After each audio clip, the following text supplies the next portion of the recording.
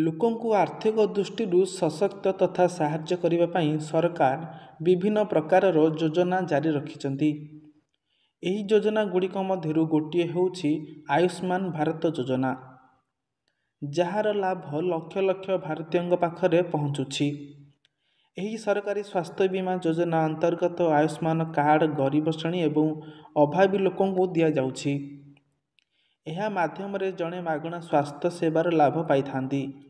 5 ଲକ୍ଷ ଟଙ୍କା ପର୍ଯ୍ୟନ୍ତ ମାଗଣା ସ୍ୱାସ୍ଥ୍ୟ ବୀମାର ଲାଭ ପାଇବାକୁ ହେଲେ ଲୋକଙ୍କ ପାଖରେ ଆୟୁଷ୍ମାନ କାର୍ଡ଼ ଥିବା ଆବଶ୍ୟକ।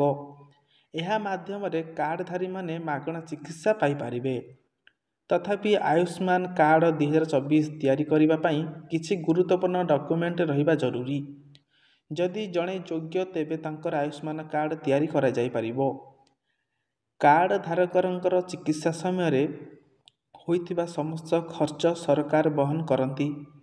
ଯଦି ଜଣଙ୍କର ଆର୍ଥିକ ଅବସ୍ଥା ଦୁର୍ବଳ ତେବେ ତାଙ୍କର ଆୟୁଷ୍ମାନ କାର୍ଡ଼ ତିଆରି ହୋଇପାରିବ। କିନ୍ତୁ ଏଥିପାଇଁ 3ଟି ଡକ୍ୟୁମେଣ୍ଟ ଆବଶ୍ୟକ। ସେଥିମଧ୍ୟରୁ ଗୋଟିଏ ନଥିଲେ ଆବେଦନ ରୋଧ ହୋଇଯିବ ବା ଆବେଦନ କରିପାରିବେ ନାହିଁ। ଆୟୁଷ୍ମାନ କାର୍ଡ଼ ପାଇଁ ଆଧାର କାର୍ଡ଼, ରାସନ କାର୍ଡ଼ ଏବଂ ଠିକଣା ପ୍ରମାଣ ଆବଶ୍ୟକ। ଏସବୁ ବ୍ୟତୀତ ଆବେଦନକାରୀଙ୍କର ଏକ ସକ୍ରିୟ ଫୋନ ନମ୍ବର ମଧ୍ୟ ରହିବା ଆବଶ୍ୟକ। ଯଦି ଏହି 4ଟି ଡକ୍ୟୁମେଣ୍ଟ ମଧ୍ୟରୁ କୌଣସିଟି ନାହିଁ ତେବେ ଆବେଦନ ରଦ୍ଦ ହେବାର ଆଶଙ୍କା ରହିଛି। ନିକଟତମ ଜନସେବା କେନ୍ଦ୍ର ପରିଦର୍ଶନ କରି ଆୟୁଷ୍ମାନ କାର୍ଡ଼ ପାଇଁ ଆବେଦନ କରାଯାଇପାରିବ। ଏହା ସହିତ ABHAର ଅଫିସିଆଲ ୱେବସାଇଟ ପରିଦର୍ଶନ କରି ମଧ୍ୟ ଆବେଦନ କରିହେବ।